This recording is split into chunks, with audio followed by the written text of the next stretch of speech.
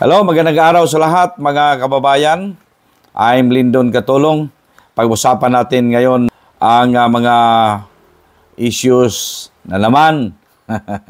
Mga issues na naman na dapat nating mapag-usapan.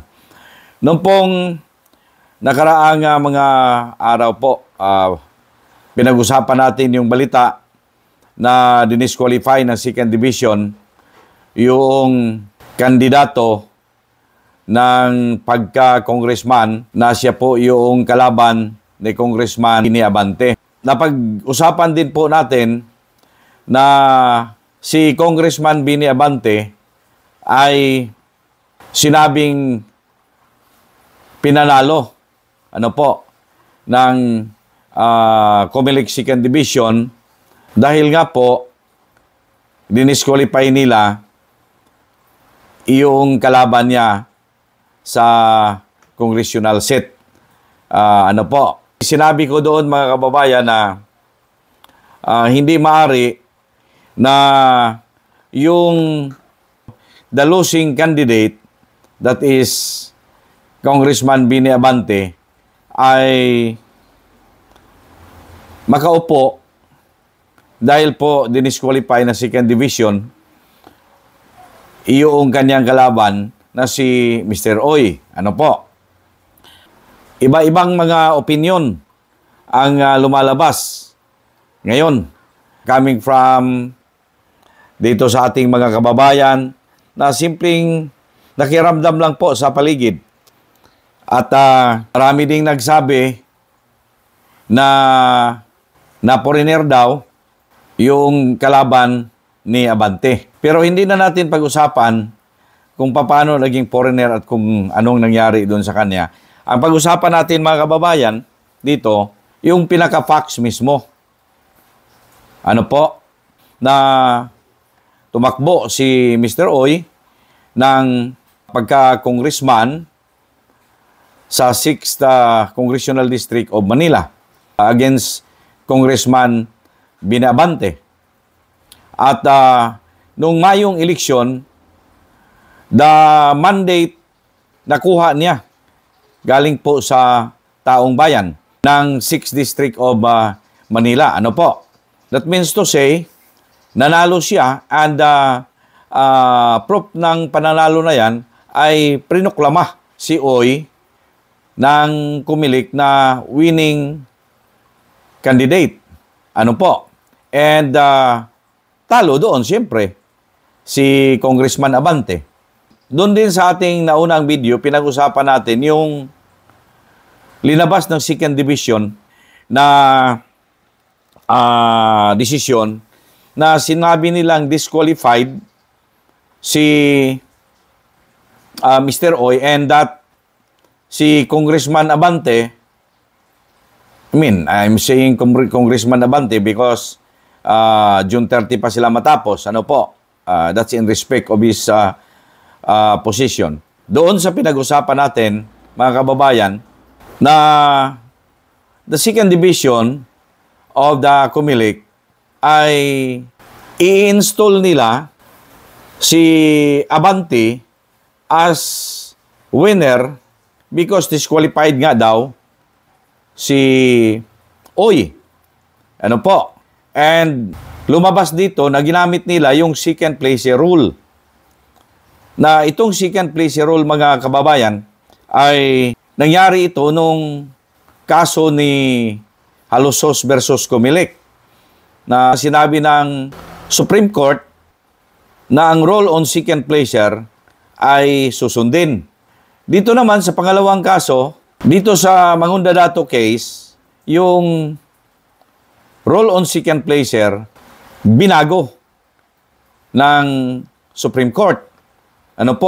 Sabi ng Supreme Court, hindi na ito ngayon ang controlling. Kasi there is no legal basis ang ruling na yon na yung nanalo in the case dito kay Abante at saka kay Oy, walang legal basis dito. Dito sa kaso ni Oy, na iba. Yung pinagagawa nilang posisyon, lokal. na ginamit ng Supreme Court, mga kababayan, yung Local Government Code na in case of vacancy, yung rule on second placer ay mag-a-apply. Dito po sa kaso ni Mr. Oy at Congressman Bini Abante, para mas maliwanagan tayo, may lumabas na desisyon po ng Korte Suprema patungkol po dito.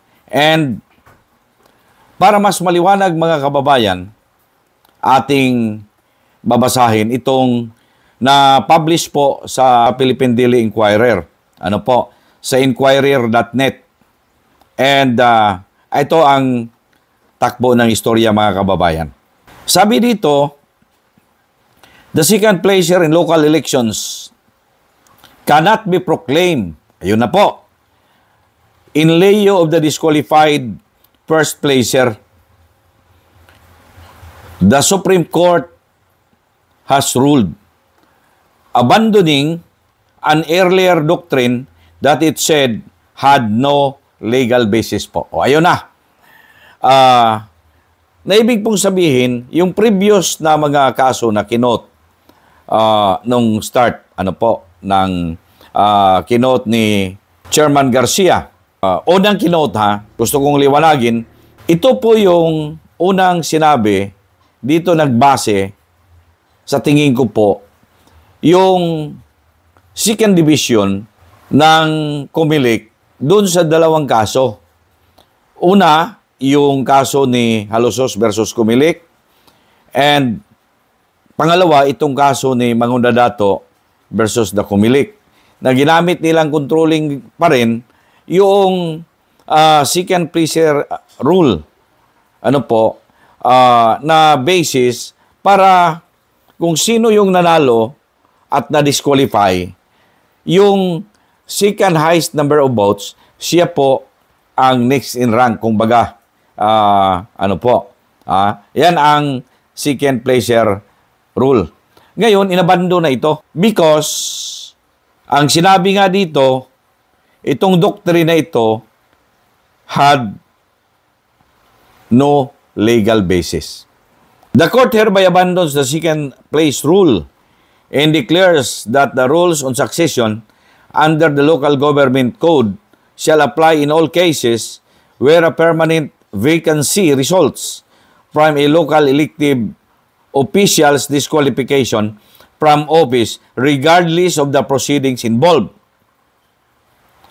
Sabi ng Supreme Court sa kanyang 37-page decision doon sa Dato Pax Ali Mangunda Dato versus Commission on Elections. Yung second placer rule, dito, sinabi dito na ang basis yung local government code. Pero, iba yun sa kanila kasi local elective position yun. Okay? Local elective positions yun. Pero paano tayo darating mga kababayan dito sa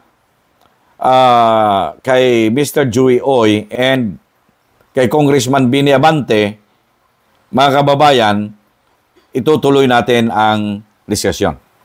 The High Tribunal said, this refers to the rules on succession under Section 44 of the Local Government Code, LGC, which covers permanent vacancies in the offices of Governor, Vice Governor, Mayor, and Vice Mayor, and Section 45 which applies to permanent vacancies in the Sanggunian or Council.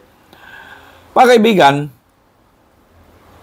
narinig ninyo, itong binasa ko, vacancies covers doon sa mga local elective positions. Di ba, the previous video nung na ginawa natin, mga kababayan, sinabi ko dito, maliban na lang kung ang mga posisyon na pinag-aagawan, I mean, yung pong kanilang tinakbuhan, ay may mga vice, may mga busy po. Iba pagka may busy na mga posisyon. Kasi, yung role on succession, di ba, nung discussion ko, sabi ko, papasok itong role na ito. Pero hindi, mga kababayan, pwede mong i-fill up yung vacancy ng papasok ang succession doon sa vacancy na ang position po na pinag-aagawan ay congressional. Hindi po ba? Kung inyong natandaan pa. Ngayon, pagpatuloy natin. Sabi dito sa balita, mga kababayan, no law authorizes the proclamation of the second placer in the election in case the candidate who received the most vote is disqualified or turned out to be ineligible. Walang batas daw na nagbigay ng otorisasyon na iproklama yung second placer, mga kababayan, sa isang eleksyon na yung kandidato na nakatanggap po ng mataas o most votes ay nadiskwalipika o kaya naging hindi eligible doon sa posisyon na tinakbuhan niya. Sabi dito ni Associate Justice Samuel Gairlan, siya po ang ponente o yung sumulat ng desisyon. May 8 na nagkongkor dito, pumabor para i-abandona yung role na second placer. May 5 na kumontra. And 2 po yung hindi nag-take part, abstain, ibig sabihin.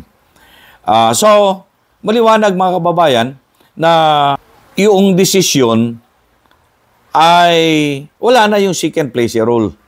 Wala na yun. Hindi na yun applicable. Kaya nga nagtaka ako, mga kaibigan. Matagal na ito. Itong kaso na ito, 2022 pa ito yung kaso ni Pax Mangundadato eh.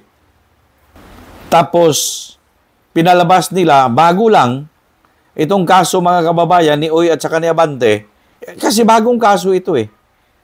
Nangyari lang ito nung question nga ni Abante, yung citizenship ni Uy, na tumakbo ng Congress na kanyang katunggali, kanyang kalaban.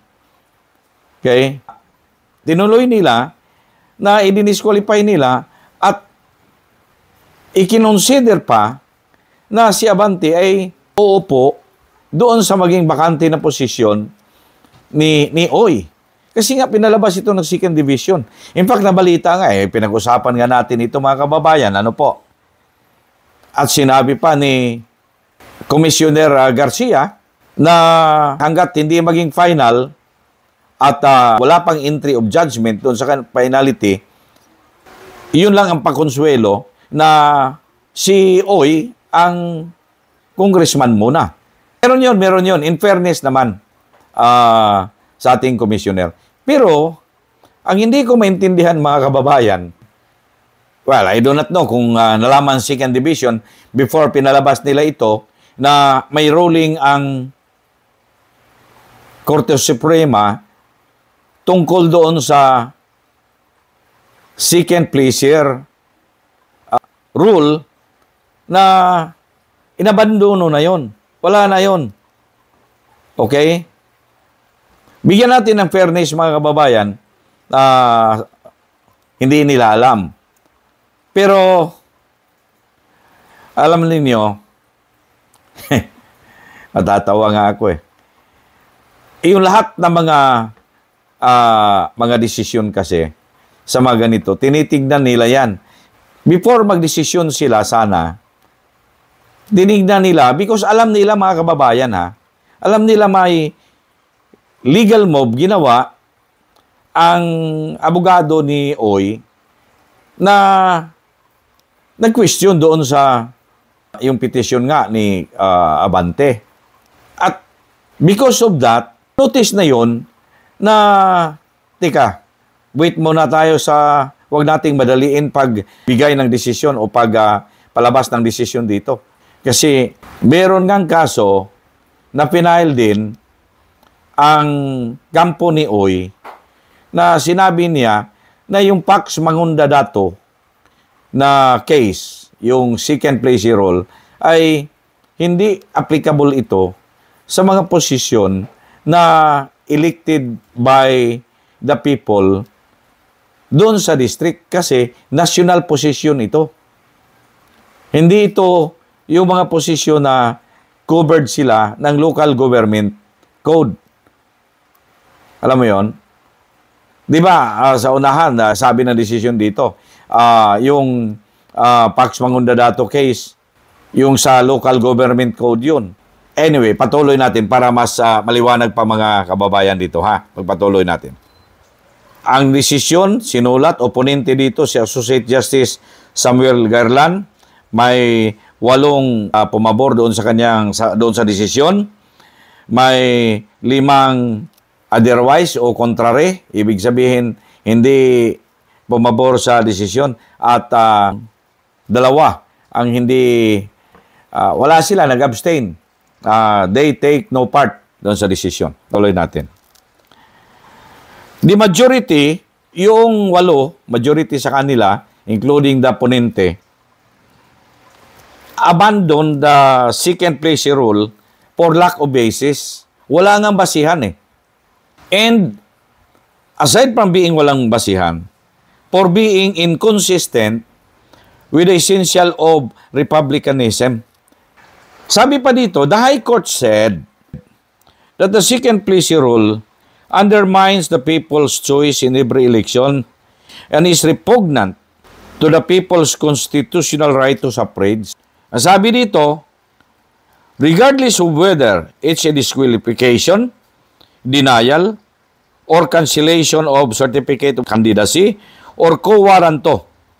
Sinabi ng Supreme Court, mga kababayan, that the second placer cannot be proclaimed winner. Okay? That the second placer cannot be proclaimed winner. Why? Sabi dito, because as pointed out by Associate Justice Binamin Kagiwa, the common denominator is that a permanent vacancy is left by the removed elected official. I see? Kaya nga sabi ko nung diskusyon ko mga kababayan, nung una nating video, di ba po sinabi ko na hindi po ma-inherit, sabi ko sa video natin, the effect of disqualification is vacancy. And that ang vacancy, hindi yun ma-inherit mga kababayan. Hindi ma-inherit yun. Di ba sabi ko, pagka may vacancy, what is the remedy para ma-fill up lang yung vacancy ay special election. Hindi mga kababayan, yung succession, yung second placer, applying the second placer rule. O, hindi ako nagkakamali. Hindi ako nagkakamali. Sabi pa dito, the Supreme Court extensively discussed jurisprudence as early as 1929 pa. Imagine mo yan. At tagal ng kaso, 1929. In the case of Nobal versus Guray, which showed that even before the enactment of the Omnibus Election Code, the High Court had almost consistently held that the second placer in the election cannot be declared winner, notwithstanding the ineligibility, or consistently held that the second placer in the election cannot be declared winner, or disqualification of the candidate receiving the majority vote. Ulitin ko po para mas maliwanag. The Supreme Court extensively discussed jurisprudence as early as 1929 pa in the case of Nobal versus Guray, which showed even before the enactment of the Omnibus Election Code, the High Tribunal had almost consistently held that the second placer in the election cannot be declared winner, notwithstanding the ineligibility or disqualification of the candidate receiving the majority vote. Oh, 1929 pa. Tagal na. Alam niyo sa mga desisyon, may pabago-bago yan eh. Bago-bago. The latest one, yun pong susundin. Ha?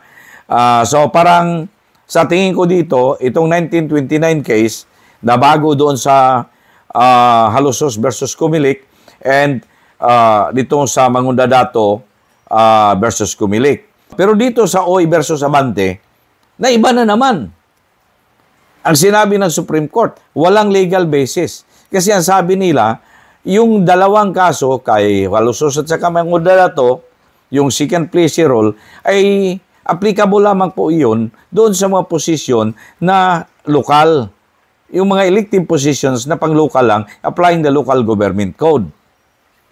You see? Hence, the second pleasure is just that, a second pleasure who lost the election. Ganon din eh. The second pleasure, tinawag man siyang pleasure, talo pa rin siya. You see? Talo pa rin siya. Second pleasure nga siya, pero sa mata ng tao, talo pa rin siya mga kababayan. That is why, mahirap mong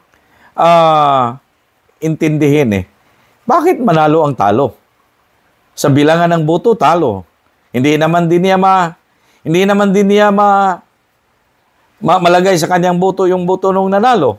Kasi talagang doon lang sa kanyang number of votes na garner niya ng eleksyon, doon lang siya. That is why talo siya. Okay?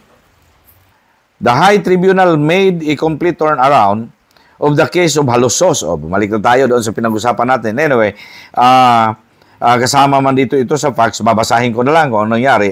Mga kababayan, in 2012, yung kaso ni Halusos, binaliktad yung 1929. The High Tribunal declared that its previous decision applying the second pleasure rule should be limited to situations where the COC of the first pleasure was valid at the time of the filing. Sa pag-overturn dito mga kaibigan, sa pagbaliktad ng desisyon sa Halusos ruling, the Supreme Court said, it cannot impose upon the electorate to accept as the representative the candidate whom they did not choose in the election. Di ba sabi ko yung discussion ko rin? Na yung second winner, in the case of Abante, di naman siya binoto ng tao. Bakit siya ang mananalo? Because may disqualification? Di ba, ito ang laman discussion ko mga kaibigan na sabi ko, because I use the word mandate. Yung boto ng tao, ginamit ko doon mandate. Walang mandate ng tao. Ibig sabihin, hindi binoto ng tao. Paano ka maging winner? It's because disqualified ang first, yung who garnered the highest number of votes. But it's just that na-disqualify po. Sabi ko, ang effect of disqualification is not succession nor inheritance, mga kababayan, sa posisyon. Sinabi ko doon na the effect is vacancy. Hindi po ba? Now, the importance of the people's choice must be paramount consideration in every elections. Sabi ng Supreme Court, the importance of the people's choice must be the paramount consideration in every elections.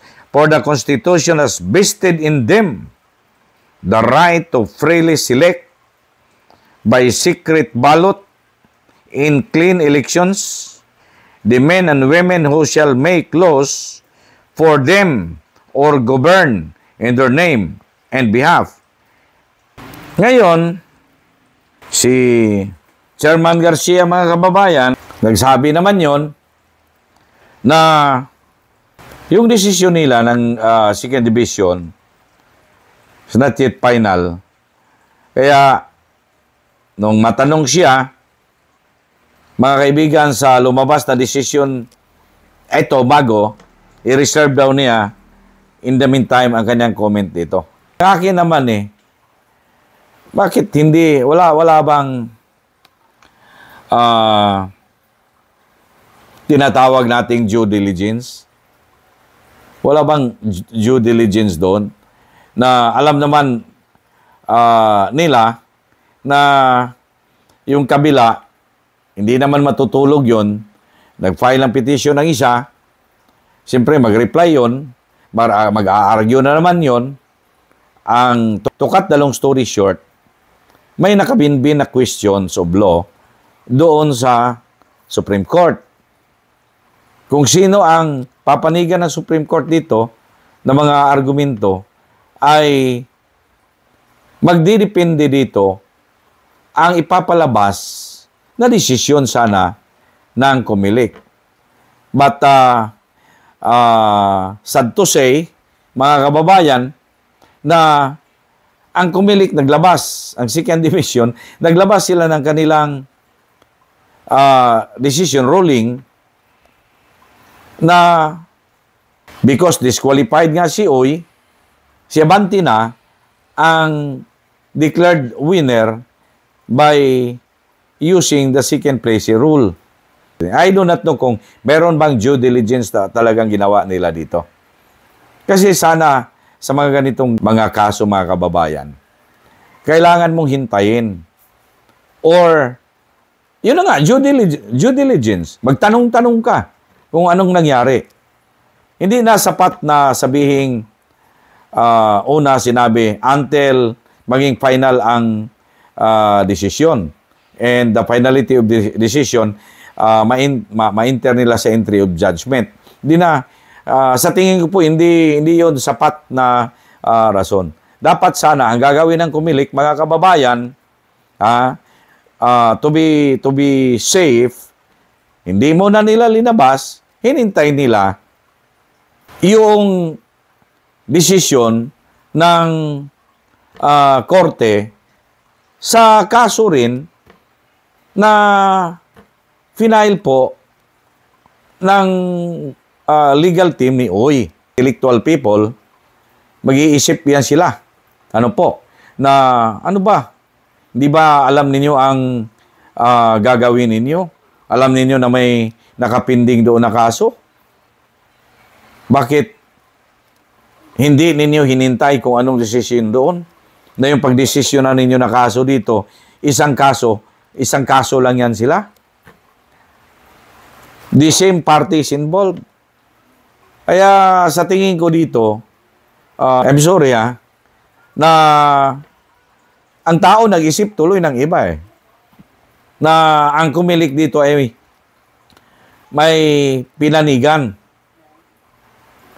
Di ba?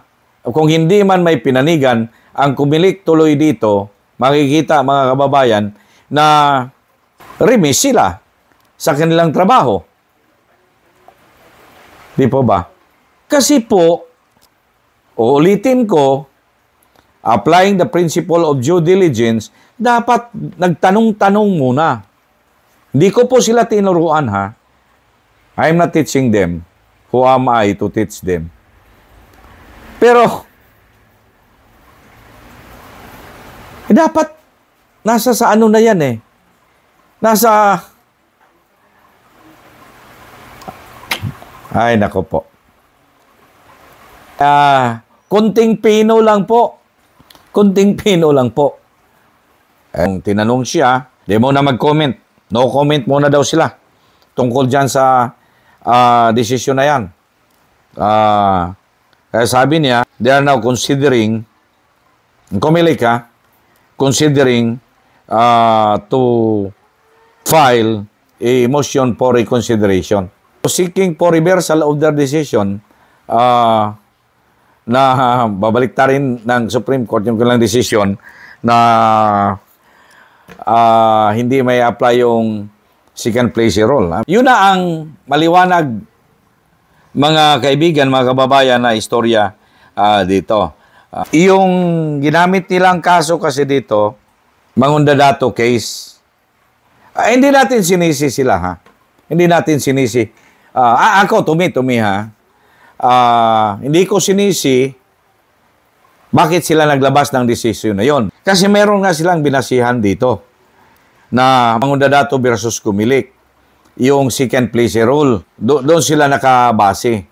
Kaya mga kaibigan, itong kaso na ito, matitest ngayon ang Comelec dito sa kaso na ito ni Oy versus Abante. Kung maging ganun pa rin ang desisyon. Pero ulitin ko po na doon mga kababayan ay ang involved parties, sila po ay lahat mga local candidates. Hindi yung posisyon nila. Local candidates that the local government code govern on how it will be treated if in case meron pong mga kaso na ganito. Well, anyway, at least maliwanag na mga kababayan ha dito that yung Korte Suprema, ito ang pinakabagong ruling. Ano po ha? Na yung second placer rule, hindi po mag-apply dito. Hindi po mag-apply sa kaso ni Abante and na kaso ni Oy versus Abante. Okay? Na ginamit ng second division in their ruling yung Mangunda Dato versus Comelec na kaso. So, titingnan natin mga kababayan kung ano. Kasi, according to Chairman George Garcia, they are planning to file a motion for reconsideration for the Supreme Court to reconsider their decision. Siguro may mga argumento pa silang sasabihin doon. Ano po? Nasa sa kanya. Ang sa akin lang nakikita, ulitin ko po, hindi sana magkaganito, mga kababayan, kung ang Comelec po ay nag-apply sila ng due diligence. I mean, nag-due diligence muna sila. Nagtanong-tanong. Di ba po? So, ayun ang tingin ko. Basta ang maliwanag dito mga kababayan, siguro, the Comelec failed to exercise the principle of due diligence. Doon lang po. Yan ang tingin ko. Kasi hindi aming nag-react mga kababayan alam niyo ang reaksyon ng mga Pilipino, kababayan natin, nung mabalitaan ito. Talo na, nanalo pa. Di ba? At ang masakit, may mga reaksyon may mga ibang reaksyon pa ng ating mga kababayang Pilipino na sabi nila masama na ang isip nila sa Comelec. Na para bang something merong nangyayari doon. Hindi ko lang po sabihin dito, basta masama ang tingin ng ating mga kababayan dito. For your comments, just write down below. And huwag kalimutan mag-like. Don't forget to like and subscribe my channel, Broadcasters Viewpoint. And huwag kalimutan din, i-click ang notification bell para lagi po kayong updated.